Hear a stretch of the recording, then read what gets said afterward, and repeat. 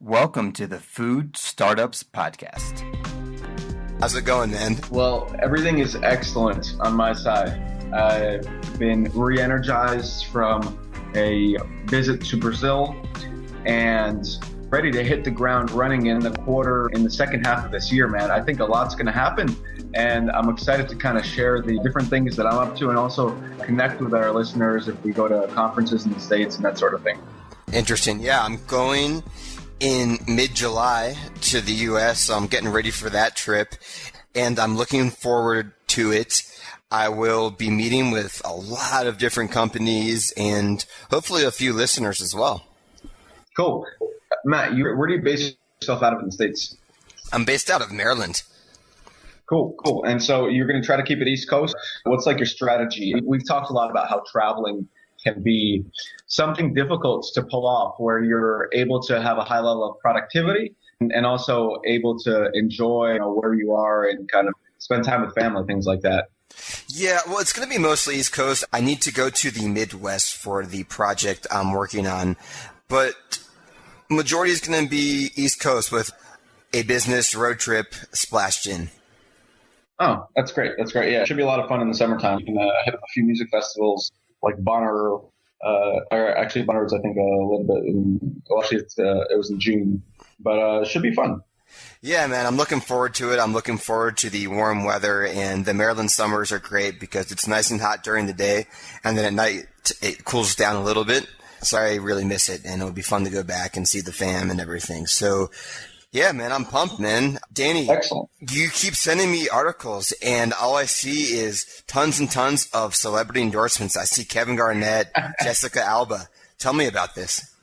Yeah, well, actually, one thing I've been pretty interested in for a while is kind of understanding the Coke water industry. I think it's really cool for one to understand how new industries develop, simply because if you're able to place yourself and entrench yourself within any roles in a new growing vertical, that's a big opportunity to learn and to learn just how the food industry works in a longitudinal way overall. When I was in Brazil, I was just drinking coconut water every single day because you find coconuts everywhere. You find coconuts everywhere whenever you're on a run, on the beach, whenever you're in the inner city and you're just kind of, you're also just taking a stroll. You'll see people. It's kind of like when people sell like hot dogs on the corner of Fifth Avenue or Park Avenue in Manhattan, as they always have. Like the hot dogs and pretzels of New York City are like the coconut water of the different cities of Brazil. And actually what I was just reading about, a company called Zyco. And Zyco is a pretty established name in coconut water. It's one of the leading names with Vita Coco. And now Zyco has been changing its position, its branding in the past few months. And yeah, Jessica Alba is now sort of a partner working with them, where she's sponsoring and promoting their brand. And the brand strategy switched from a functional beverage to actually more of a lifestyle beverage. So coconut water used to be this great hydrating beverage for Zyco, used after sports, after a long session of yoga.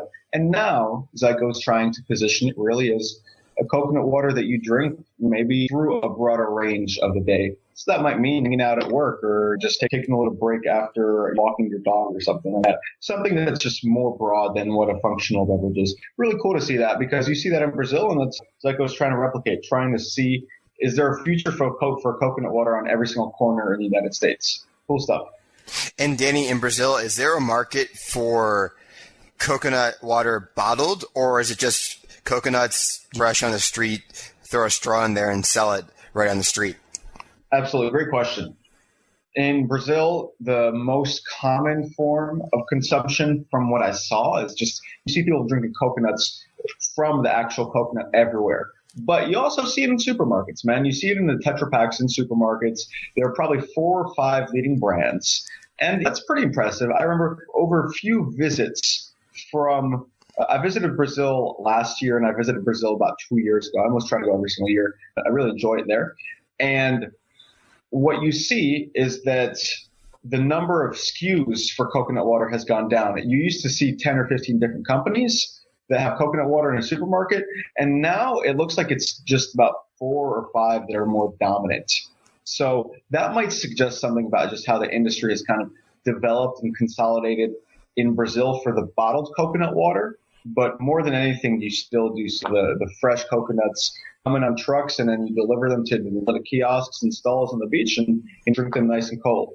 And those are 10 times better tasting as well, because of the fact that they haven't had to be pasteurized and heat treated to kill bacteria, because coconut water fresh from a coconut can go bad within minutes if it's subject to heat because of its susceptibility to bacteria. Very cool. Well, man, Danny, I wanted to get right into the topic today because we have a lot to talk about. Today we're going to focus on exclusive distribution. Excellent. Yeah, something I really want to talk about for a long time, because this is the first part of a series that we're going to call Teamwork, in kind of the spirit of the World Cup that was just going on in Brazil. We want to discuss more the relationships that you build in the food industry, different contacts from different companies in the same segment, different supermarkets and different points of sale that are going to be selling your products. And probably most importantly, the folks that you work with to sell your product. If you have a brand that's focused on a particular segment in the food industry, you want to have a good distributor, or you want to be a good distributor based on where you're located. And so today we want to talk about that relationship with exclusive distribution. And Matt, what is exclusive distribution in particular? Sure. So the way I define exclusive distribution is contacting a brand and getting them contractually to give you the rights to sell their product in a given territory. It could be a certain part of the United States. It could be an entire country. It could be a county. I mean, with Coca-Cola, I know that they sell rights to blocks. So it's like in, I don't know, New York City, it could be maybe like a 3 or 4 block radius, and you pay a lot of money for it. It could be something where there's no money up front, but you have quotas to make. So we're going to focus more on that today. You're getting exclusive distribution for a company where there's no money up front, but you guarantee them a certain quota of sales in order to maintain that exclusivity. Excellent. Okay, so yeah, let's dive in a little bit and see what we come up with. Okay, so Matt, you've done some exclusive distribution in Latin America. So lead me through an example of, well, why does a company need to contract or want to contract with exclusive distributors? What's in it for the company that's creating the product, that's in the manufacturing process, and what's in it for the distribution? Is there big money on the table, or is it just to get a bunch of goodwill from a different company? Why do you want to be a distributor, or why do you want to find exclusive distributors? Sure. So if you're going to distribute for the brand, you want exclusivity because you don't want to risk building up someone else's brand and then later on, once you've gained traction in that new market, losing it to a different and potentially more established company. It's a huge risk because at the end of the day, this is not your brand. This is someone else's brand. Now, on the other side, a lot of brands don't want to give exclusive distribution. Some brands, they just won't give exclusive distribution, but some do. And the reasons that someone might want to do that will be control. Because if you have just a free-for-all people selling your product, you can get the type of person that takes X product and says, this thing right here, it can cure cancer, or it can be really unprofessional in the way they deal with customers or retailers. They could deliver products late, et cetera, and when a distributor acts poor on your behalf, that makes your brand look bad because after all, it's your brand.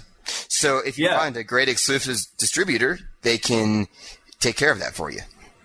Excellent. Yeah, sounds like something pretty sensitive. Sounds like you're walking on eggshells a little bit when you get started. And especially if you're a distributor that's working with a small company or vice versa, there are so many unknowns that you really want to kind of establish some trust. And here's a question for you. Have you ever tested an exclusive distributor agreement? Have you ever tried to figure out if it's going to last a test of time in any way? Maybe made some phone call, or would you ever think about doing it? Let's say you sign a contract with a company and the next day call in from another number maybe and say, hey, I want to distribute your products, or have a friend do it and see if they're going to stand by you or if they're going to two-time you.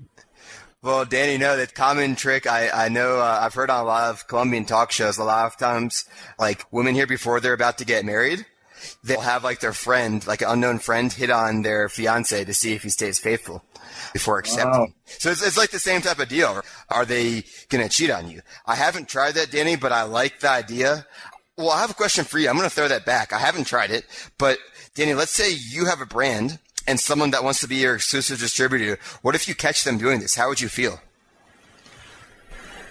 Listen, I think that this goes right into what we're going to talk about in the next part of the show, which is contracts. And here's what I mean. If I've signed a contract with somebody, I really try to figure out the potential scenarios and plan for all of them that could happen down the line. So, and a lot of times, if you approach a company seeking to be an exclusive distributor, sometimes if everything works out, you might be a integral part of their team, and you might become just a super expert in a particular vertical. And you might become so valuable to a company that you'll just know all about their intellectual property, their different strategies, and you might want to start up your own company. So being clear in your contracts about competition is very, very important. Here's an example. I've made small deals with startup companies that have wanted to buy ingredients from me. And I'm very clear about how I sell different ingredients. If I sell them in a retail packaging with my brand on them, or if I sell them in bulk. And sometimes I've learned that people have been a little bit unclear as to what their final motives are, because they want me to kind of share as much industry information with them, and then they can kind of figure everything out themselves. So what I try to do is I really try to be clear with people about what I am in business for. Basically, what roles do I play? What am I an expert in? And what do I expect from my partners? Okay, and I think that when you figure that out, then you can really avoid a lot of the problems down the line. You can kind of relax and trust your partners, trust your distributors and your partners, and that's going to be the best way of doing business. So I try to make things clear up front. For example, if I provide exclusive distributor rights to a small company, I might provide them for 3 or 4 months, or with certain metrics that we establish beforehand. And if they don't hit those metrics, we'll check in and we'll make sure that it's very clear that if things aren't working out, then we can part ways and we can work, on different products. And as long as things remain upfront and clear, they never had any problems, to be quite honest. Well, Danny, I actually sold that box of your brand that you just sold me here in Bogota. So after the call, I'll be sending you an email asking for exclusive distribution here in Bogota. Excellent. We can try to have a contract negotiation that spans the summer months to figure that out. That sounds great, man. And Danny, so linking that back to contracts, well, here's the deal. The famous last words, I'm not a lawyer, and you have to consult with a legal consultation. But from people I know, and I've talked to law students, my sister's a lawyer now, and in general, it's just like, listen, the most important thing is the trust between the people, because even trying to enforce a contract, and Danny, I could imagine the complications of a contract signed between two people that are citizens of two different countries, or a U.S. brand for distribution in Brazil, or a Colombian brand for distribution in the U.S. When you involve two different countries or citizens from two different countries, companies, et cetera, enforcing contracts, you'd rather not have to get into a legal battle. Absolutely. I know a good lawyer once told that the goal of a contract is that you put it away somewhere in your desk and you never look at it again. Because if you look at it, that means that there's something that's a problem. And I completely agree. And that's why I've always tried to create very clear contracts at the start of any business relationship, so that so that our expectations are managed at the get-go, so we never have to go back and nitpick on things. You know what I mean? So, and that's especially important, right? And we've talked about this before. We talked about doing business in Latin America, making sure everything is clear, making sure that what people say they have or are capable of doing is exactly what you intend it to be. So if a company says they have 20 years of experience in these different market segments, you've got to make sure that they do. And you have to make sure that they have access to different contacts. And if you're unsure about it, structure the contract agreement so that you're a little bit risk averse, so that some of the terms of the agreement will kind of reflect what your partners say that they're promising you. So let's say that you have a distributor agreement with a company that states that they're in every single supermarket in Colombia in the natural foods granola bar segment. You want to make sure that they're able to deliver on that in the short run, and that it's not just them talking, but them actually being able to act and put what their promises are into play.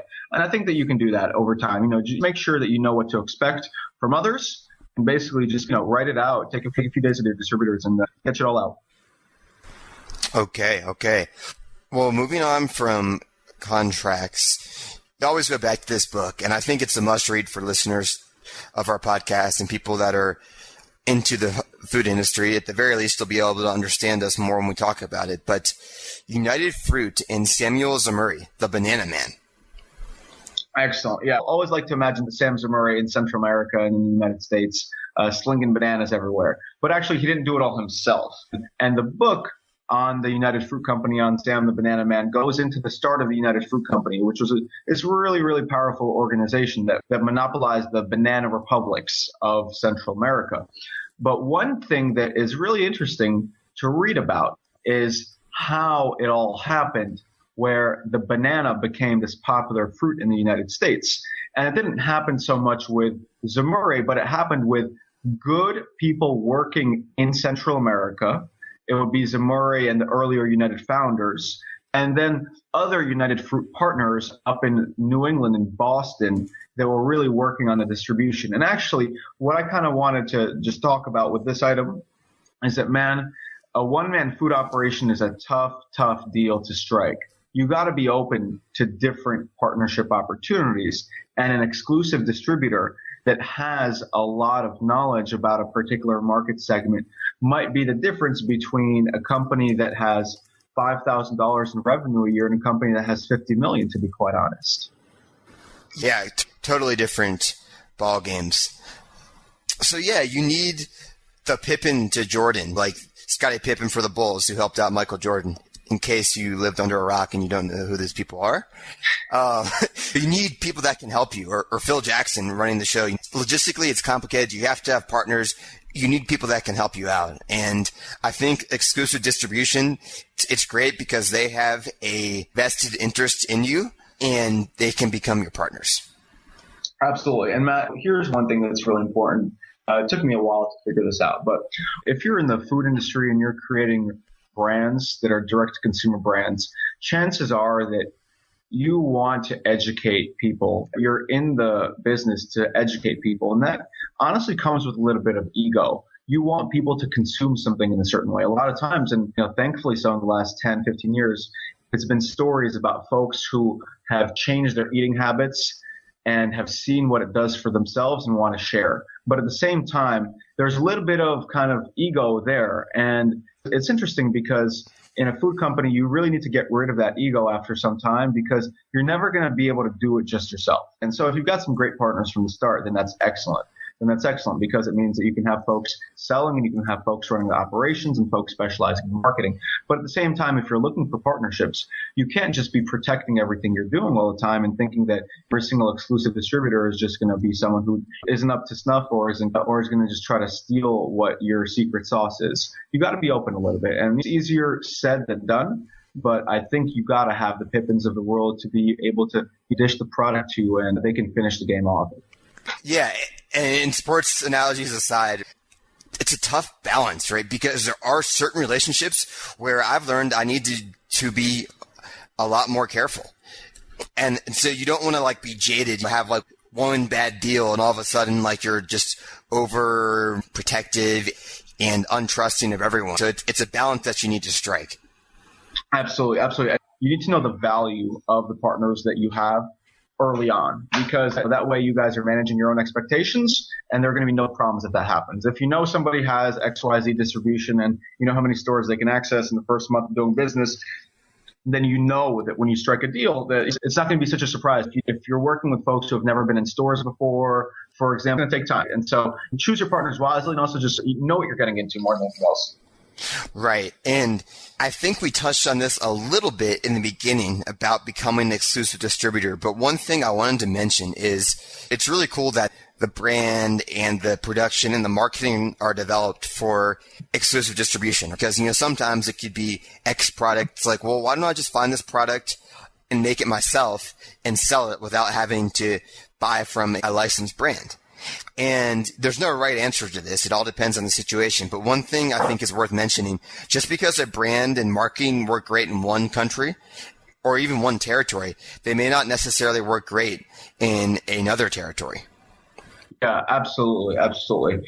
And this goes back to what we were talking about just now with trying to do it all yourself. You can't. So figure out what you're going to be good at, figure out why, and then you have rely on other folks to help you out. And definitely, the Coca-Cola of the United States was not the Coca-Cola of Mexico or the Dominican Republic. I mean, it still isn't. Ingredients change, and not only ingredients, but branding and just everything. If you try to replicate things yourself, or if you try to do things yourself, man, I mean, you're repeating a lot of very costly steps.